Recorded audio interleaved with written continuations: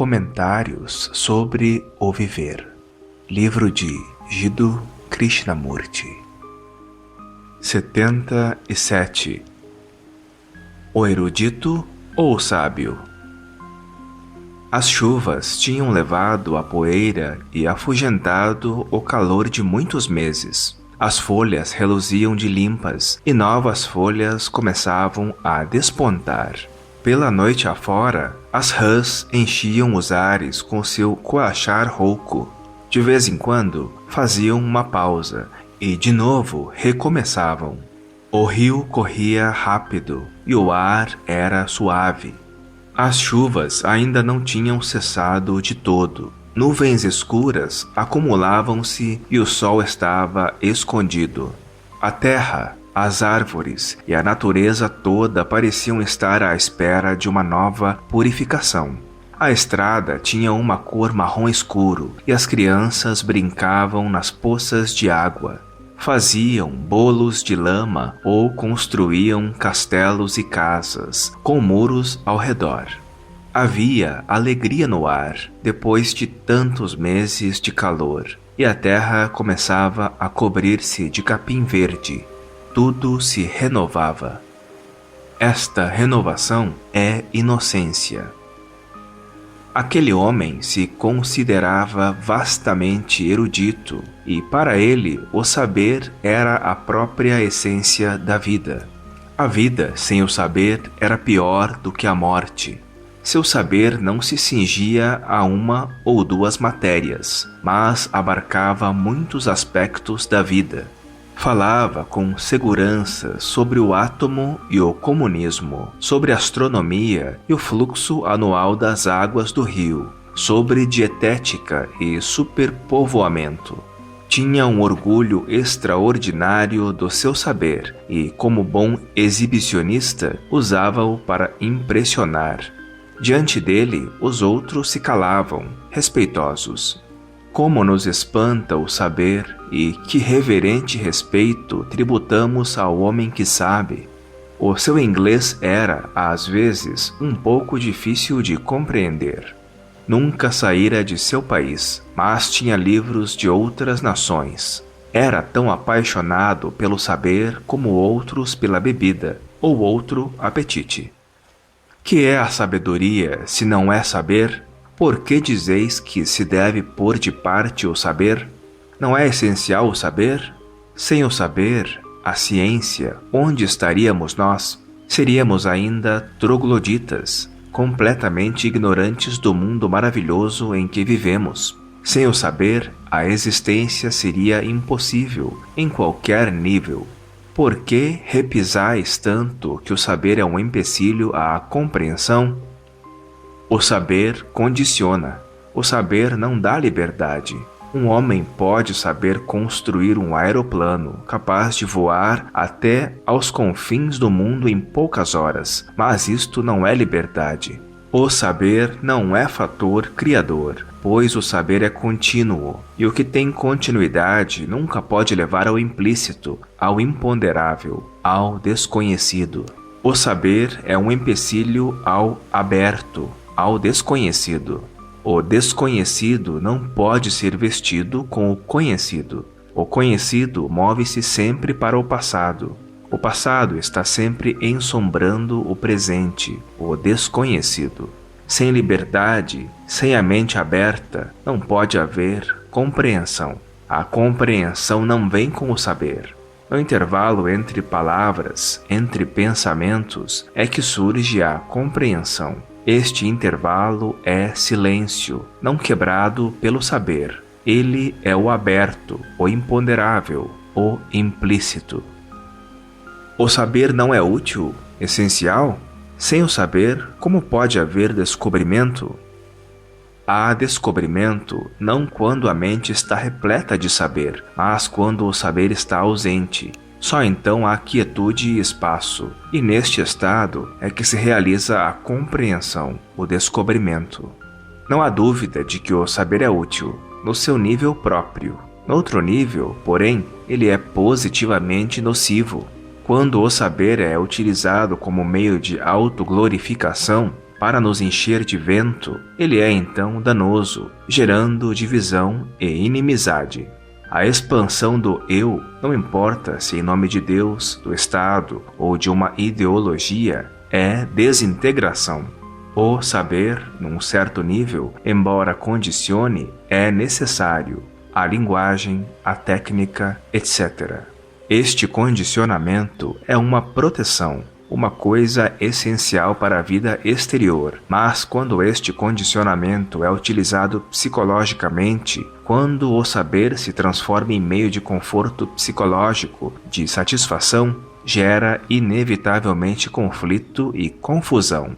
De mais a mais, que se entende por saber? Que sabeis realmente? Muitas coisas. Quer dizer que tendes uma grande quantidade de informações, de dados, relativos a muitas coisas. Coligistes certos fatos, e então, o conhecimento dos desastres acarretados pela guerra impede as guerras? Tendes, sem dúvida, muitos dados relativos aos efeitos da cólera e da violência no indivíduo e na sociedade, mas este conhecimento pôs fim ao ódio e ao antagonismo? O conhecimento dos efeitos da guerra pode não pôr fim às guerras imediatamente. Com o tempo, porém, produzirá a paz. O povo precisa ser educado. É preciso mostrar-lhe os efeitos da guerra, do conflito. O povo sois vós e qualquer outro. Possuís estes vastos conhecimentos, e sois por isso menos ambicioso, menos violento, menos egocêntrico? Por terdes estudado as revoluções, a história da desigualdade, estais livre de sentir-vos superior, de atribuir importância a vós mesmo? Porque tendes um amplo conhecimento dos sofrimentos e desgraças do mundo, sentis amor? Além disso, que é que sabemos? De que é que temos conhecimento? O saber é experiência acumulada através das idades. Sob uma forma, ele é tradição. Sob outra forma, é instinto, consciente e inconsciente. As memórias e experiências latentes em nós, quer transmitidas do passado, quer adquiridas, atuam como um guia e moldam-nos à ação. Estas memórias, tanto da raça como do indivíduo, são essenciais, pois ajudam e protegem o homem. Pode-se pôr fora este saber? A ação guiada e moldada pelo medo não é ação, absolutamente. A ação que é produto de preconceitos, temores, esperanças e ilusões raciais é condicionada, e todo condicionamento, como já dissemos, só gera mais conflito e sofrimento. Estais condicionado como o Brahmane, de acordo com uma tradição secular, e reagis aos estímulos, às transformações e conflitos sociais como Brahmane. Reagis de acordo com o vosso condicionamento, com vossas experiências passadas, vosso saber e, por isso, cada experiência nova traz apenas mais condicionamento. A experiência de acordo com uma crença, de acordo com uma ideologia, é meramente o prolongamento dessa crença, a perpetuação de uma ideia. Tal experiência só dá mais força à crença. A ideia separa, e a vossa experiência, de acordo com uma ideia, um padrão, vos torna mais separativo. A experiência, como saber, como acumulação psicológica, serve tão somente para condicionar, e a experiência é então outro meio de autoglorificação. O saber, como experiência, no nível psicológico, é empecilho à compreensão. Nós vivemos de acordo com a nossa crença? Claro que sim, não achais? Estais condicionado por uma determinada sociedade, a qual sois vós mesmo num nível diferente, para crerdes em Deus, nas divisões sociais, e outro é condicionado para não crer em Deus, para seguir uma ideologia completamente diversa. Vós e o outro vivereis de acordo com as vossas crenças, mas tal experiência é um obstáculo ao desconhecido.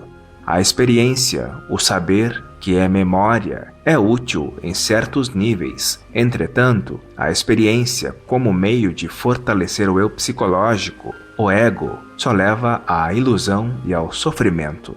E que podemos nós experimentar quando nossa mente está cheia de experiências, lembranças, conhecimentos? Pode haver o experimentar quando sabemos? O que se sabe não impede o experimentar? Podeis saber o nome daquela flor, mas com isso experimentais a flor? O experimentar vem em primeiro lugar, e o dar nome só reforça a experiência. O dar nome impede a continuação do experimentar. Para o estado do experimentar, não é necessário estejamos livres do denominar, da associação, do processo da memória. O saber é superficial, e pode o superficial conduzir ao profundo? Pode a mente, resultado do conhecido, do passado, transcender as suas próprias projeções? Para o ser capaz de descobrir a mente, tem de cessar de projetar. Sem suas projeções, a mente não existe. O saber, o passado, apenas projeta o que é conhecido. O instrumento do conhecido não pode ser, em tempo algum, descobridor. O conhecido tem de acabar-se para que haja descobrimento. A experiência tem de acabar-se para que haja o experimentar. O saber é um obstáculo à compreensão. Que nos restaria se ficássemos sem saber, sem experiência e sem memória? Seríamos então nada. E sois agora alguma coisa mais do que isso? Quando dizeis, sem o saber somos nada, estais apenas fazendo uma asserção verbal, sem experimentardes esse estado, não é verdade? Quando fazeis tal declaração, existe um sentimento de temor, o medo de ficardes desnudo. Sem esses acréscimos, vós sois nada. É essa a verdade. E por que não sê-lo?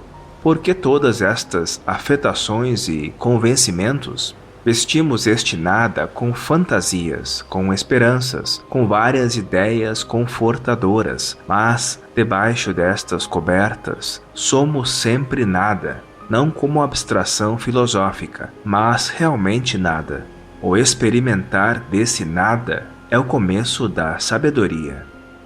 Que vergonha temos nós de dizer que não sabemos. Escondemos o fato de não sabermos com palavras e erudição. Realmente, não conheceis a vossa esposa, não conheceis o vosso vizinho, mas como poderíeis conhecê-los se não conheceis a vós mesmo? Tendes uma grande cópia de conhecimentos, de conclusões e explicações a respeito de vós mesmo, mas não tendes conhecimento do que é, do implícito. As explicações, as conclusões, chamadas saber, impedem o experimentar do que é. Sem se estar despojado, desnudo, como pode haver sabedoria? Se não morrermos para o passado, como poderá vir a renovação que só nos pode vir nesse estado de nudez? O morrer é de momento em momento. Morrer é não acumular. O experimentador tem de morrer para a experiência. Sem a experiência, sem o saber, o experimentador não existe. Saber é ser ignorante. Não saber é o começo da sabedoria.